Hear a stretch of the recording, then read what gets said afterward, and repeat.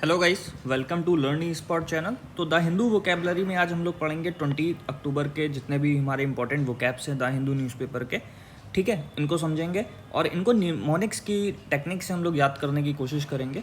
इस वीडियो को स्टार्ट करने से पहले मैं आपको कुछ चीज़ें बता देना चाहता हूँ। पहली चीज़ तो ये है कि जितने भी यहाँ पर हम लोग वोकैब करते हैं तो उसके आप लोग सेंटेंसेस फॉर्मेशन कर लिया करिए। ठीक है, और उन सेंटेंसेस को आप कमेंट सेक्शन में ज़रूर पिन करा करिए।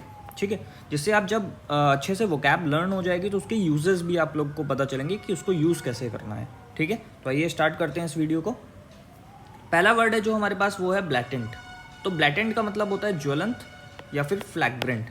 ठीक है, अब देखिए ब्लैटेंट को याद कैसे कर सकते हैं। ब्लो एनिमी टैंक, मतलब अपने दुश्मन के टैंक को जला देना, उड़ा देना, धमाका कर देना उसमें। ठीक है, तो इस तरीके से आप इसको ब्लैटेंट वर्ड को याद कर सकते हैं। इसका साइनोनियम होगा ग्लैरिंग, ऑब्वियस, और एंटोनियम से इसका हो जाएगा इनकॉन्स्पिकियस। ठीक है, तो ब्लैटेंट वर्ड हम लोग को याद हो जाएगा ज्वलंत मतलब फ्लैग्रेंट, यानी जिसमें आग लगी हो। ठीक है, इस तरीके से इसको आप याद कर सकते हैं। दूसरा वर्ड है स्लेंडर। अब देखिए स्लेंडर साउंड लाइक स्लिम। देखिए निमोनिक्स है, आपको अपने दिमाग से बनाने हैं निमोनिक्स, तो आप कुछ भी बना सकते हैं, बस आपको याद रखने के लिए उनको वर्ड्स चाहिए। अब स्लिम चीज़ मतलब बहुत थिन चीज़, पतली चीज़, मीगर चीज़, कम चीज़। ठीक है, तो मीगर अल्प, अल्प मतलब बहुत कम चीज़। ठीक है, लिमिटेड, स्लाइट। इसका एंटोनियम्स हो जाएगा कंसिडरेबल। तो स्लेंडर साउंड्स किसकी तरह कर रहा है, स्लिम की तरीके कर रहा है, और इसका मतलब क्या होगा, मीगर यानी बहुत कम, लिटिल अमाउंट। नेक्स्ट है हमारे पास डिप्लोमेटिक। डिप्लोमेटिक की कोई निमोनिक्स बताने की ज़रूरत नहीं है। डिप्लोमेट्स आप लोग जानते हैं, टैक्टफुल व्यक्ति, मतलब जिसके अंदर एक कुशल क्षमता हो, व्यवहार कुशल इंसान हो, जो चीज़ों को अच्छे से हैंडल करना जानता हो। डिप्लोमेटिक को मतलब ना निगेटिव ना पॉजिटिव, एक न्यूट्रल वे में उसके सॉल्यूशंस निकाले, उसको हम लोग डिप्लोमेटिक बोल सकते हैं। सेंसिटिव, सब्टल इसके साइनोनियम्स हो जाएंगे, और एंटोनियम्स हो जाएगा इनडिस्क्रीट। देखिए गाइस, साइनोनियम और एंटोनियम आपको याद रखने की बहुत ज़्यादा ज़रूरत है, क्योंकि पैसेजेस में जब बोल्ड वर्ड्स में आपसे यही डिप्लोमेटिक पूछेगा और आपके पास में 5 ऑप्शन आएंगे, एंटोनियम्स आप इसको बताइए, तो इसको इनडिस्क्रीट आपको वहाँ पे मार्क करके आना है। तो एंटोनियम्स साइनोनियम्स याद करना बहुत इंपॉर्टेंट है। नेक्स्ट है क्लैश। क्लैश वर्ड की भी कोई निमोनिक्स की ज़रूरत नहीं। क्लैश का मतलब एक दूसरे से लड़ाई झगड़ा होना, संघर्ष होना।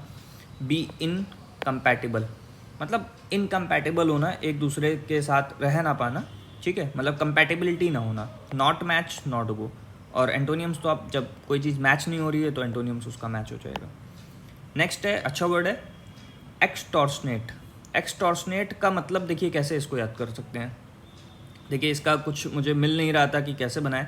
एक्स यानी आपकी जो एक्स, आपका गर्लफ्रेंड या बॉयफ्रेंड जो भी है, उसका टॉर्चर जब बहुत ज़्यादा बढ़ गया, दैट इज़ कॉल्ड एक्सटॉर्शनेट। याद करना है, कुछ भी आप बना सकते हैं, आप अपने अकॉर्डिंगली भी बना सकते हैं। मुझे ये समझ में आया तो मैंने ये बनाया। ये अत्यधिक, एक्सॉर्बिटेंट। ठीक है, मतलब किसी का टॉर्चर बहुत ज़्यादा हो जाना, यानी अत्यधिक, एक्सेस मात्रा में कुछ चीज़ हो जाना, this is called extortionate. Torture word यहाँ पे मत इसको लीजिएगा, क्योंकि एक्सटॉर्शनेट आपका निगेटिव सेंस में भी जाता है और पॉजिटिव सेंस में भी जाता है। बस इसका मतलब होता है कि काफ़ी एक्सेस में किसी चीज़ का होना। अब वो अच्छी भी हो सकती है और वो बुरी चीज़ भी हो सकती है। Excessive, sky high is the synonyms, और एंटोनियम्स हो जाएगा इसका रीजनेबल। रीजनेबल मतलब कम अमाउंट। ठीक है, नेक्स्ट है हमारे पास ड्यूबियस। ड्यूबियस का मतलब होता है डाउटफुल। ड्यूबियस को कैसे याद रख सकते हैं, opposite of obvious. Obvious word का जो अपोजिट होगा ये कहलाएगा हमारा ड्यूबियस। बहुत सिंपली आप याद रख सकते हैं। ऑब्वियस का मतलब क्या होता है, कोई चीज़ हो ही सकती है, कम्प्लीटली हम उस पर ट्रस्ट कर सकते हैं, वेरीफाई हो सकते हैं कि ये ऑब्वियस सी बात है, लाजमी सी बात है। बट अगर इसका हम अपोजिट करें तो डाउटफुल बात है, संदेहपूर्ण बात है वो। ठीक है, तो इसका साइनोनियम्स क्या हो जाएगा, अनसर्टेन या फिर अनश्योर, और एंटोनियम क्या हो जाएगा, सर्टेन। नेक्स्ट वर्ड है कॉशियस। कॉशियस वर्ड की निमोनिक्स की ज़रूरत नहीं है, केयरफुल होना लिखा होता है, बी कॉशियस, कई जगह आप लोगों ने पढ़ा होगा। ठीक है, कॉशन, तो कॉशन वर्ड का भी आप लोगों ने पढ़ा होगा। तो वेरी और अवेयर। वेरी वर्ड कई बार एसएससी के एग्जाम्स में काफ़ी पूछा गया, तो इसको याद रखिएगा वेरी वर्ड को, और इसका एंटोनियम्स होता है इनकॉशियस। ठीक है, नेक्स्ट वर्ड की बात करते हैं कंसर्न। कंसर्न करने का मतलब चिंता करना। ये बहुत कॉमन सा वर्ड है, सबको ही पता होगा, बट चूंकि हिंदी न्यूज़पेपर में था तो मैंने इसको इंक्लूड कर लिया। Worry, disquiet. इसका वर्ड का एंटोनियम्स कई बार पेपर में पूछा गया है, चूँकि ये सिंपल वर्ड है। देखिए एसएससी का जो एमटीएस का पेपर होता है CHSL होता है, इवन CGL का प्रीलिम्स जो होता है, तो उसमें ये सब वर्ड्स पूछ लेता है आपसे। कंसर्न, अब आपको लगेगा पेपर में तो बड़ा आसान सा वर्ड है, बट जब आपसे वो उसका एंटोनियम्स पूछेगा ना, सेरेनिटी, आप कंफ्यूज हो जाओगे कि सेरेनिटी तो मैंने पढ़ा ही नहीं है आज तक।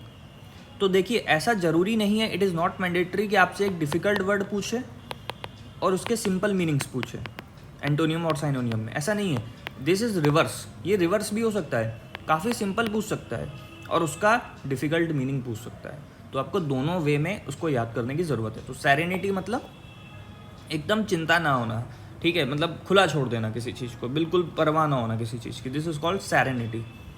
नेक्स्ट है हमारे पास mischief. Mischief sound like thief. अब थीफ क्या होता है? बैड होता है, ठीक है। चोर क्या होता है? ख़राब इंसान होता है, शरारत करता है, बदमाशी करता है। तो this is called mischief, misbehaviour या मिसकंडक्ट। और इसका एंटोनियम याद रखने की ज़रूरत है आपको पेपर के लिए, सोलेमनिटी, ठीक है। नेक्स्ट वर्ड है हमारे पास डेफियंस।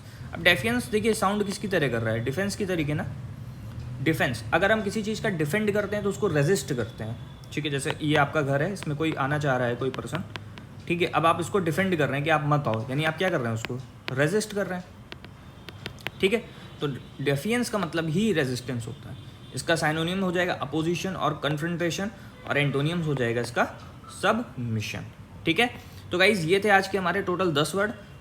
सबसे पहला काम तो आप लोग इसको अच्छे से अपनी कॉपी में कहीं नोट्स बना लीजिए, ठीक है। इन वर्ड्स का इंपॉर्टेंट वर्ड्स हैं, और जो जो जैसे सेरेनिटी वर्ड हो गया, वेरी वर्ड हो गया, वो सब इंपॉर्टेंट लिख लीजिए। दूसरा, जितने भी वर्ड्स मैंने बोले हैं साइनोनियम्स में, एंटोनियम्स में, उनके ना सेंटेंसेस फॉर्मेशन करिए। मैं हर वीडियो में बोलता हूँ कि आप सेंटेंस फॉर्मेशन ज़रूर करिए।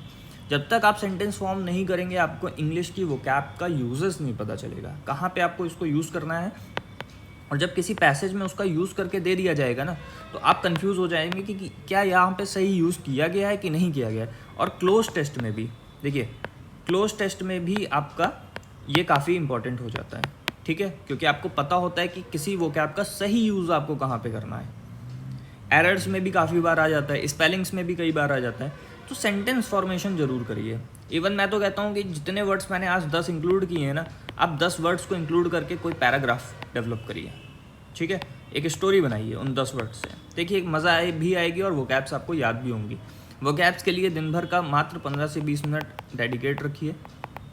10-10, 20-20 वोकैब भी आप डेली याद करेंगे तो महीने भर में आप 100 से 200 वोकैब्स अच्छे से उसको कवर कर सकते हैं, याद कर सकते हैं, और ज़्यादा ही कर सकते हैं, ठीक है। तो अगर वीडियो अच्छा लगा हो तो गाइस लाइक कर दीजिएगा, वीडियो को शेयर कर दीजिएगा, और सब्सक्राइब कर लीजिए हमारे चैनल को। इस तरीके की वीडियोस आपको डेली हमारे चैनल पे अपलोड होते हुए मिलेंगी।